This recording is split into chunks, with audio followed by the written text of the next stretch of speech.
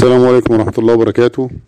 النهاردة هنقدم فيديو عن الديكور الداخلي وازاي تعمل حيطة داخلية في الشقة من الطوب الصرناجة او الطوب الحراري.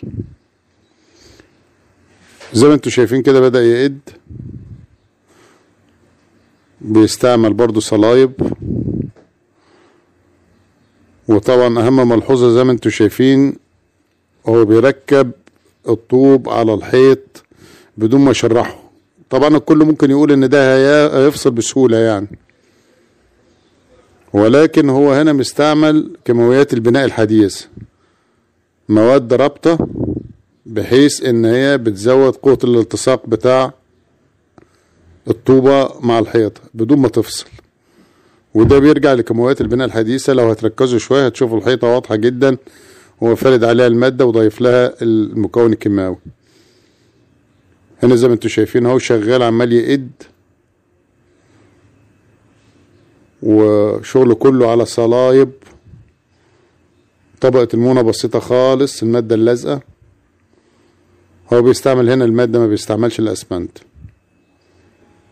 والحيطة كلها هتتنفذ قدامكم خطوة خطوة من البداية للنهاية. بيقص طبعا وبيساوي وبيظبط الحجر بتاعه او الطوب بتاعه. هنا بيقص، بيعمل بيت صغير كده عشان الكهرباء، عشان الفيشة بتاعت الكهرباء اهو.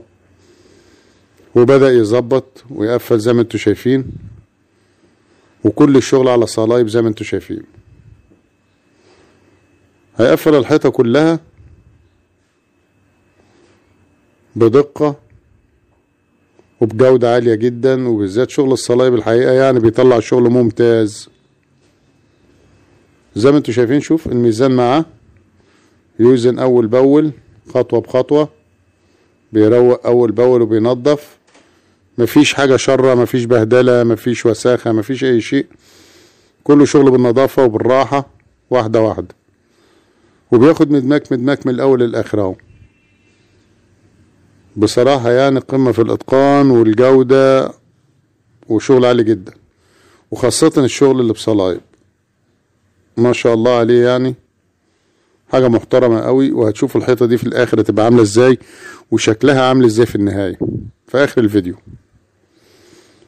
صبور جدا، وبينفذ وبيمشي مدماك من اول السطر لاخر السطر اهو. تمام. بدأ يرفع، بيأكد. ايوه، هنا جاب اخر دراعه بقى، خلاص رفع على اخره اهو. بياخد المدماك اللي هو قادر ان هو يجيبه، ودايما متابع بالميزان، دايما متابع بالميزان، ما بيسيبش الموضوع كده وخلاص. هنا واقف على حاجة عالية وبدأ يظبط. ايوه ماشي تمام، الله ينور. زي ما انتوا شايفين اهو، مفيش اي عيب، مفيش اي غلطة. ما بيفردش مونة كتير، هو بياخد المادة بس على القطعة وشغال بيقفل. بس اهم ملحوظة في الفيديو ده كله ان شغل الصلايب فعلا بيطلع شغل عالي جدا جدا جدا في الفينش بتاعه. واستعمال، لو انت هتستعمل المادة اللازقة، المادة اللاصقة معاك في الطوب ده، فلو هستعملته على المحارة زي ما هو معمول كده وعلى الدهانات هيفصل. ولكن لازم تستعمل له مادة من مواد البناء الحديث، من كيماويات البناء الحديث، اللي هي مادة بتزود الالتصاق او قوة التماسك مع الحيط بدون ما يحصل فصلة بعد كده. بيحدد البعد عشان ياخد المقاس ويقسط الشغل بتاعه بحيث انه يقفل اخر قفلة كما انزل. فاضل المدماك الاخير اهو، بدأ يظبطه ماشي.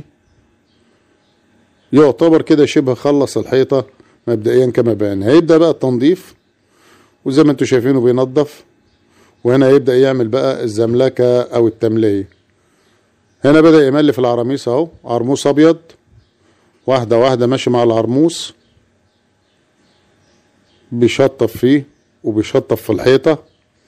والحيطة ما شاء الله طالعة زي ما انتوا شايفين حاجة محترمة. لو عجبكم الفيديو يا ريت تعملوا لايك وسبسكرايب معانا في القناة عشان تشوفوا جديد دايما.